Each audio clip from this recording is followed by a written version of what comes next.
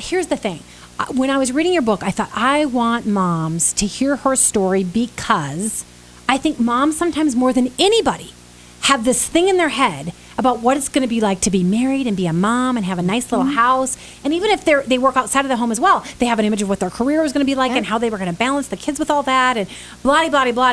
And I think for so many people, it does not turn out that way. Exactly. It's Channel Mom with Jenny Dean Schmidt. We're here for you.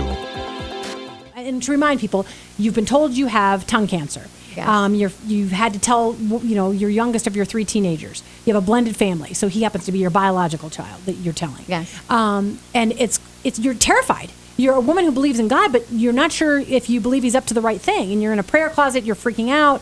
You can barely breathe. Exactly. You're describing it very well. Yeah. Thanks for taking me back to my panic. I appreciate that. So sorry.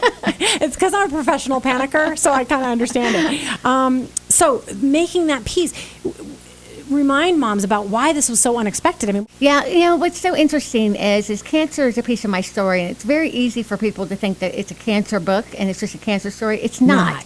Cancer is just, in many ways, it's my physical metaphor for what we all face. Absolutely. Okay? Every single one of us has a cancer. Whatever it is, it keeps us awake at night. It robs us of sleep. It makes us worry. It consumes our thoughts. It keeps us from enjoying the life we have. And it could be a financial struggle. It could be a hard marriage. Gosh, I know so many women that are in just a hard marriage.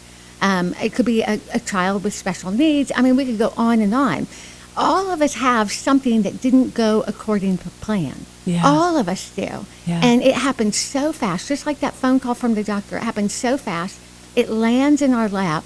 And if we aren't prepared for dealing with the unexpected, it can unravel our entire life. That's when we become undone. Yeah. And we don't know what to do with that. And that's what the main message is to my fellow moms, is that somehow we have to learn how to embrace the unexpected, because it will happen. It will happen to all of us in some way, shape, or form. And if we want to be able to make peace with our life as it is, then we have to learn somehow how to deal with the unexpected, whatever it may be.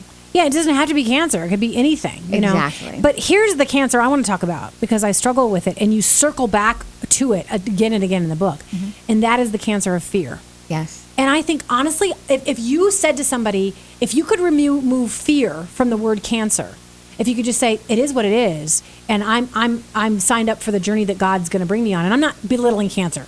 It can be very horrible, okay? I watched my friend Kara Tippett's die, and, we weren't close. We became friends over the radio, but she, was mom blogger, and she died of cancer. But she did have another perspective, which was a heaven perspective and a God is good perspective. And so if we could just rip the fear off of cancer. Fear is the worst of the cancer. Actually, yeah, I would say fear is the more lethal cancer. Yeah. I have had different cancer cells in my body which were so worried that it's eaten away at our flesh. And what we fail to realize is that when we allow fear and worry to take root and we don't check it, when we don't stop it, it is a cancer far, far worse, because it doesn't just take our life, it takes our enjoyment of what is. It robs us from tomorrow. It robs us from today. Yes. It lies to us about reality, and we miss so much because of fear and worry.